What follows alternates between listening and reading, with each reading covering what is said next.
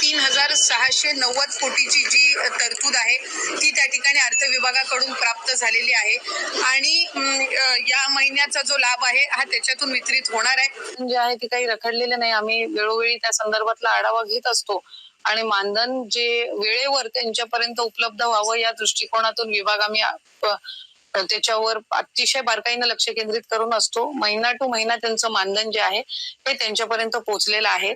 April महिना मार्च महिन्याचं budget सादरीकरण झाल्यानंतर साधारणपणे एप्रिल महिन्यामध्ये नवीन आर्थिक वर्षाला सुरुवात करत असताना एक 5-10 दिवसांचा विलंब होत असतो, पण हा रुटीन असतो, हा दरवर्षी होत असतो. त्याच्यामध्ये कारण ते जे ट्रान्झिशन असतं ते त्या निमित्ताने म्हणजे नवीन वर्षाच्या ह्याच्यामध्ये होत असतं, त्यामुळे ते प्रत्येक जो विभाग असतो त्याच्यामध्ये हा मार्च ते एप्रिल जो असतो, मार्च एंडिंग आणि एप्रिल महिना नवीन आर्थिक वर्ष, तर याच्यामध्ये जो काही एक थोडा ग्लिच असतो 10-15 दिवसाचा हा रुटीन असतो.